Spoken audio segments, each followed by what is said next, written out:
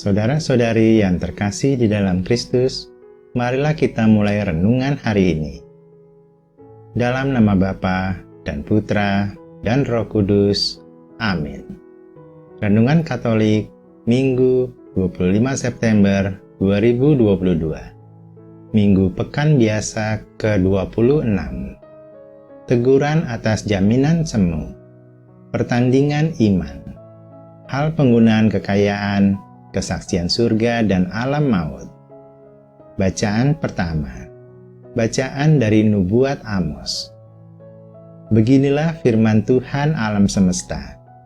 Celakalah orang-orang yang merasa aman di Sion, yang merasa tentram di Gunung Samaria. Celakalah orang yang berbaring di tempat tidur dari gading, dan duduk berjuntai di ranjang, yang memakan anak-anak lembu dari tengah kawanan binatang yang tambun, yang bernyanyi-nyanyi mendengar bunyi gambus, dan seperti Daud menciptakan bunyi-bunyian bagi dirinya.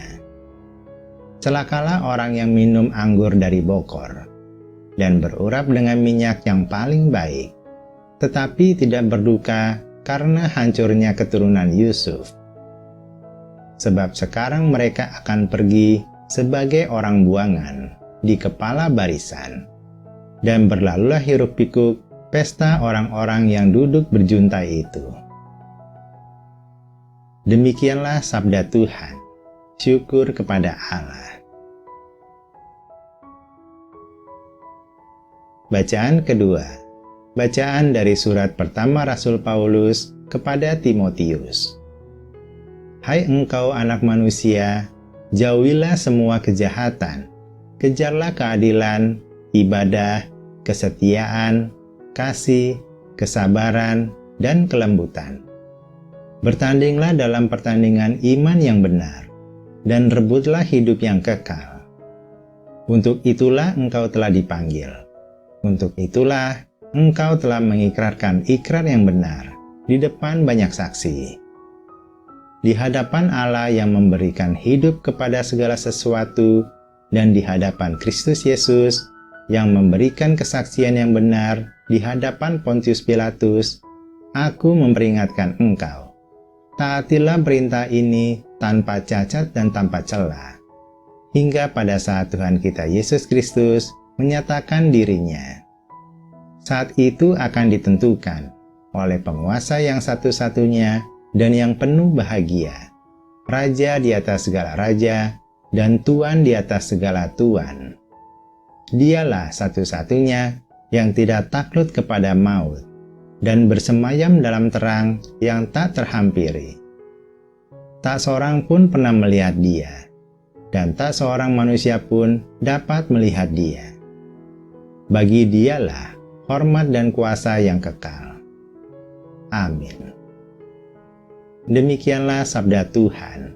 Syukur kepada Allah. Bacaan Injil. Inilah Injil suci menurut Lukas. Sekali peristiwa, Yesus berkata kepada orang-orang Farisi, "Ada seorang kaya yang selalu berpakaian jubah ungu dari kain halus, dan setiap hari ia bersukaria dalam kemewahan. Dan ada seorang pengemis bernama Lazarus, badannya penuh dengan borok. Ia berbaring dekat pintu rumah orang kaya itu, dan ingin menghilangkan laparnya dengan apa yang jatuh dari meja orang kaya itu. Malahan anjing-anjing datang dan menjelati boroknya. Kemudian matilah orang miskin itu, lalu dibawa oleh malaikat-malaikat ke pangkuan Abraham. Orang kaya itu juga mati, lalu dikubur. Sementara menderita sengsara di alam maut, ia memandang ke atas, dan dari jauh dilihatnya Abraham dan Lazarus duduk di pangkuannya.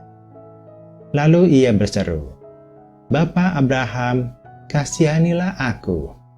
Suruhlah Lazarus mencelupkan ujung jarinya ke dalam air dan menyejukkan lidahku, sebab aku sangat kesakitan dalam nyala api ini." Tetapi Abraham berkata, "Anakku, ingatlah, engkau telah menerima segala yang baik semasa hidupmu, sedangkan Lazarus segala yang buruk. Sekarang ia mendapat penghiburan, dan engkau sangat menderita. Selain daripada itu, di antara kami dan engkau terbentang jurang yang tak terseberangi, sehingga mereka yang mau pergi dari sini kepadamu, ataupun mereka yang mau datang dari situ kepada kami, tidak dapat menyeberang.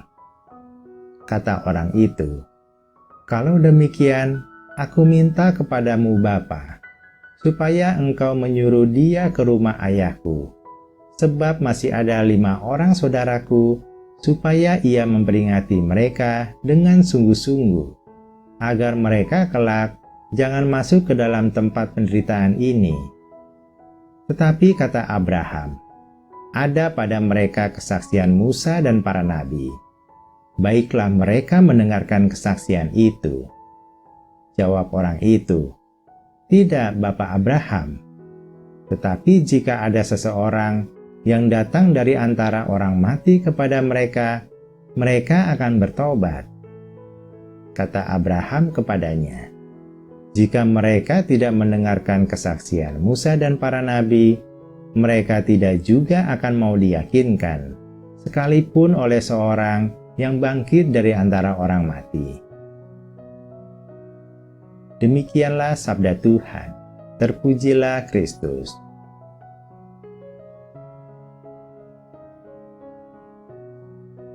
Renungan bacaan pertama. Teguran atas jaminan semu. Teguran Allah kini ditujukan kepada para pemimpin. Mereka beroleh kesempatan menikmati hal-hal terbaik di dalam hidupnya, yang membuat mereka merasa nyaman dan aman, seakan-akan tidak membutuhkan Allah. Di tengah-tengah krisis bangsa, bukannya ikut prihatin, mereka justru larut dalam kenyamanan hidup dan menganggap krisis jauh dari mereka. Kelak Allah akan menghukum mereka atas ketidakpedulian kepada kaum lemah dan atas kesombongan mereka. Nas ini pun menjadi peringatan bagi kita. Sering kita merasa kuat dan mampu melakukan segala sesuatu tanpa Allah. Bahkan sering pula kita menutup mata terhadap berbagai krisis dan kesulitan orang-orang di sekitar kita.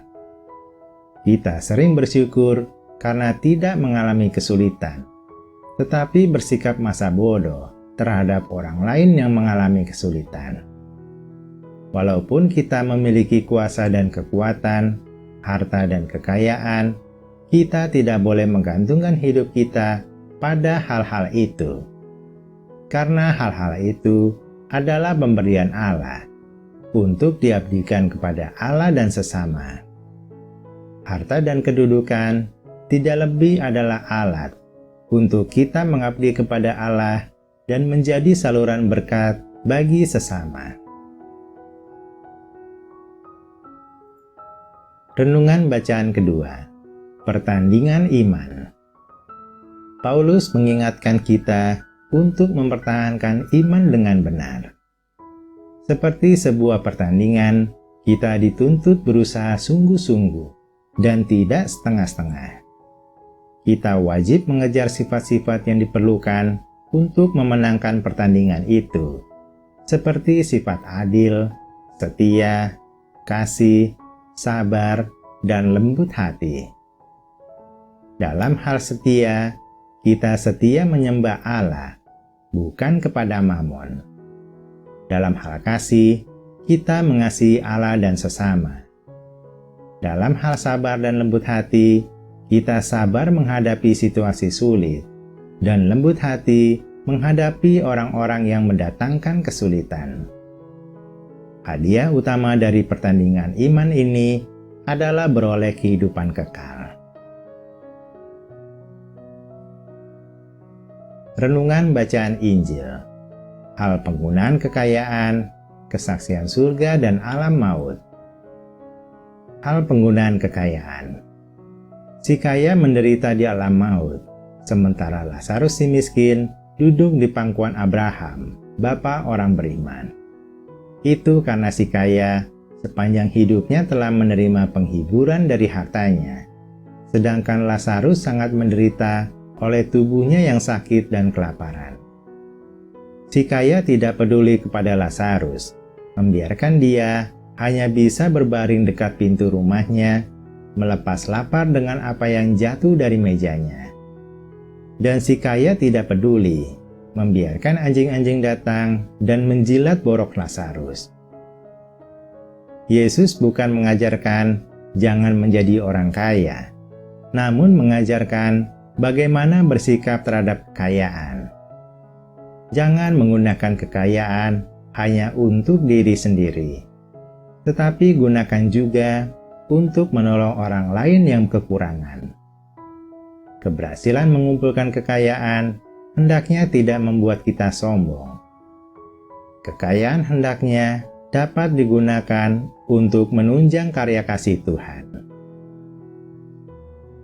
Hal kesaksian surga dan alam maut.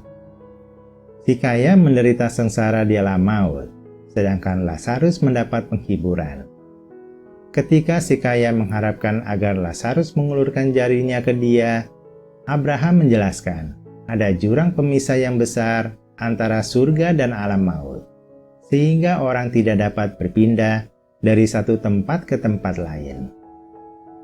Si kaya menyadari penderitaan yang luar biasa dan ingin agar Lazarus bangkit dari antara orang mati untuk mengingatkan 5 saudaranya agar berhati-hati, jangan sampai bernasib sama dengan dia. Namun Abraham menjelaskan, jika orang tidak mau mendengarkan kesaksian Musa dan para nabi, mereka juga tidak akan mau diyakinkan, sekalipun oleh seorang yang bangkit dari antara orang mati. Jadi kesaksian surga dan alam maut adalah kesaksian iman.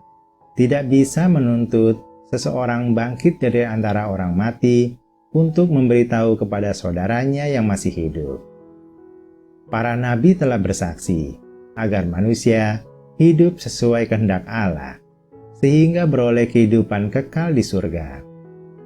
Orang beriman merespon kesaksian itu dengan percaya, walaupun belum pernah ke sana.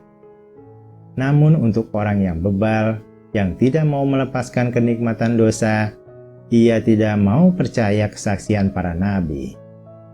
Bahkan seandainya ada seorang penduduk surga bisa datang ke dunia untuk bersaksi, mereka tetap akan skeptis dan tidak mau percaya. Marilah kita berdoa. Ya Tuhan, kami akan menaruh harapan kepadamu dan peduli terhadap kesulitan sesama. Kami akan bijak menggunakan kekayaan yang Engkau titipkan kepada kami untuk menunjang karya kasih-Mu. Dan kami mau mengejar sifat-sifat yang diperlukan untuk memenangkan pertandingan iman, sehingga kelak beroleh kehidupan kekal. Amin. Dalam nama Bapa dan Putra dan Roh Kudus. Amin.